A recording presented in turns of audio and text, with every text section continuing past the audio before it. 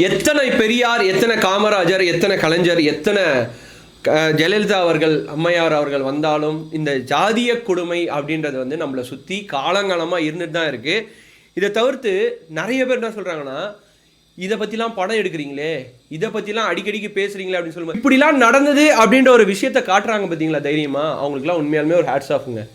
அப்போ தான் அந்த சமூகம் மட்டும் இல்லாமல் அடுத்த சமூகம் உள்ள ஏதோ அவங்களால ஃபுல்லாலாம் எல்லார் மனசையும் மாற்ற முடியாது. ஒரு 100% இருக்குன்னா அட்லீஸ்ட் ஒரு 2%ஓட இப்பத்தி மனநிலைமை உள்ள சில இளைஞர்கள், மாணவர்கள், மாணவிகளை இப்படிலாம் கொடுமை நடந்திருக்கு, அது அடுத்த சமூகத்துக்கு நடந்தால் எப்படி இருந்தோம், இது நம்ம சமூகத்துக்கு நடந்தால் எப்படி இருக்கும் அப்படின்னு சொல்லி யோசிக்க வைக்கிறாங்க பார்த்தீங்களா.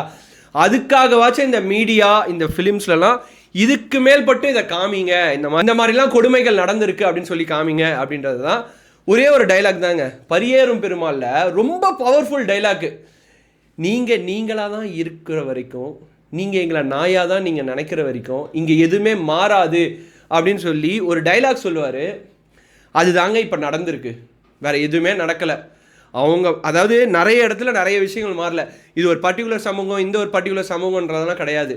எல்லாருமே ஏதோ ஒரு வகையில் ஒரு ஜாதி அப்படின்ற ஒரு பேரை வச்சு மாற தட்டிட்டு நம்ம போகிற அளவுக்கு ஜாதி அப்படின்றதுல எதுவுமே கிடையாது. நீங்கள் யோசிச்சு பார்த்தீங்கன்னா அதை வச்சுட்டு ஒரு சின்ன ஒரு பொருள் கூட உங்களால் கடையில் வாங்க முடியாது, வேஸ்ட்டு. ஜஸ்ட் லைக் தட் நம்ம என்ன தான் இதை பற்றி நிறைய பேசினாலும் அந்த ஜாதி அப்படின்ற ஒரு வார்த்தையை வச்சுட்டு நம்மளால் ஒன்றுமே பண்ண முடியாது. அதை எப்படி எடுத்துக்கிறோம், எப்படி வருங்காலத்துக்கு நம்ம இதை வந்து சொல்ல போகிறோம், ஜாதின்றது ஒன்றுமே கிடையாது அப்படின்றத எப்படி சொல்ல போகிறோம் அப்படின்றது தான் இந்த இடத்துல நம்ம வந்து ஒரு புரிதலாக எடுத்துக்க வேண்டியது.